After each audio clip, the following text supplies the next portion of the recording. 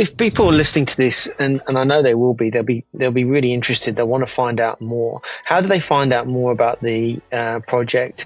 And I guess just to so that's the first question, and then the second question to you both is, if people are considering doing a similar type of project, what would be your top 3 pieces of advice to them? I'm going to give the opposite answer. Be flexible. Part of the reason the scope evolved is, as you discover new ground conditions and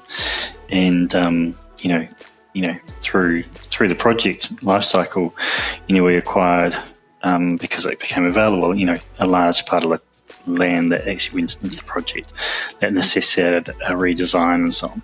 So I think Middens and Timely right in terms of we want to scope things as much as possible up front, but I think maintaining that flexibility and the earthquakes happened, or the flooding post-earthquakes happened through the life of this project too. So being able to react to those changes, I think is really important. And I think in green infrastructure too, you do have to, we're learning as we go in many of these areas. So being able to adapt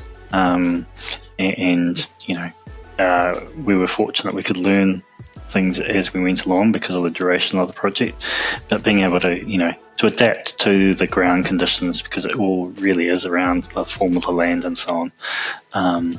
So I think, yes, we need to have clear scopes, but also having that flexibility and adaptability. I think the other thing I'd say is don't be afraid to trial things. Clearly, if there's life or significant infrastructure risk, you don't want to be in the trialing things.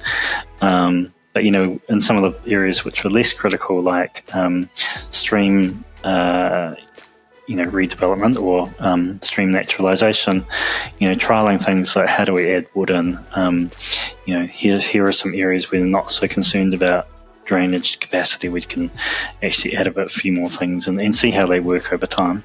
I think in this space we're still learning, so trialing things that are relevant to your sort of local environment is really important too. Yeah, good. Great bits of advice.